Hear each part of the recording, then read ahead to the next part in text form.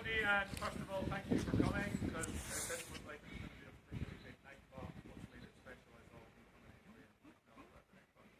So it's very sad that it has to come to a mass shooting for a group of people to come together, but what it does show is the solidarity that we have here. And then, as I was speaking to the people on the radio today, and I said, you know, Glasgow had a really big organised vigil, and Edinburgh had a really big organised vigil, but people in Fife tend to just kind of go to Edinburgh or no bother. So I think the thing is, what I thought was, well, why don't we just show the world that Fife cares? You know, because not everybody can just nip over to Edinburgh, not everybody has to go transport, not everybody doesn't want to do that. Well, you know, walk down the street, it's a little bit more accessible to people. So, first of all, you know, thanks for making an effort. So,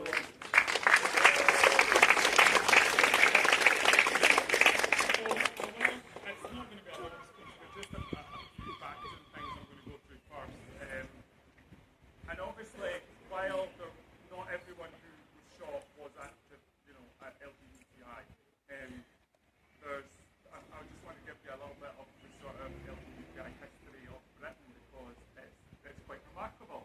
Like, through the research of this, I've learned things that I didn't know, so I'm hoping that I can pass some of that information on to you to see that this is actually an amazing country that we live in, because it's rather progressive once you hear the story.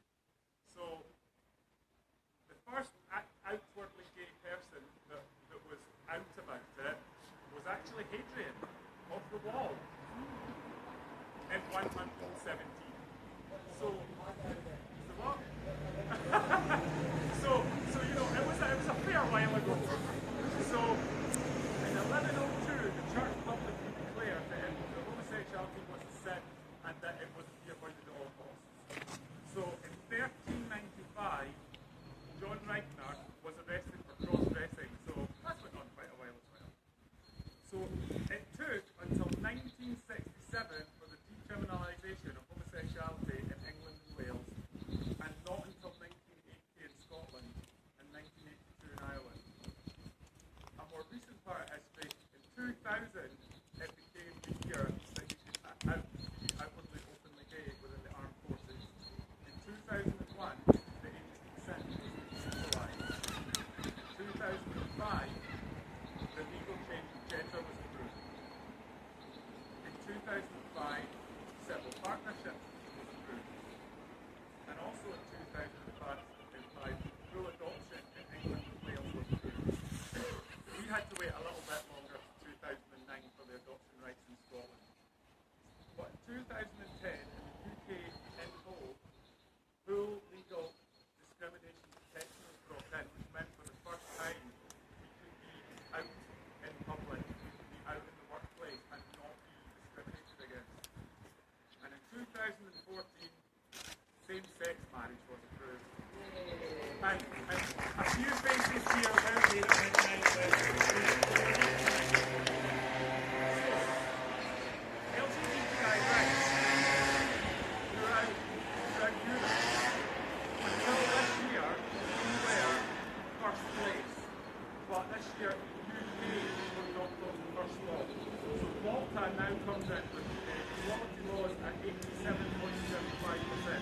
So remember that figure, 87.75%. Belgium came in second at 81.85%, and the UK as a whole came in at 81.44%.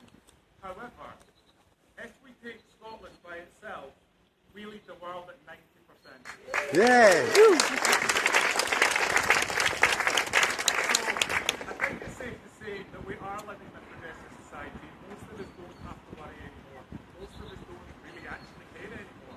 Most of us, you know, don't have the need to go to, you know, specifically LGBTI places to feel safe, because it's a lot safer in society for us. But obviously this mass shooting has shown that that's not the case in all places, it's not the case all over the world.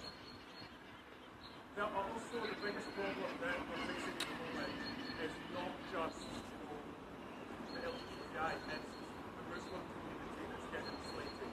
I mean, I know many Muslims who are loving people who just want to get on with their life, but they're tarred with the same brush that the right-wing media is tarring everybody with. So, just a few little facts here.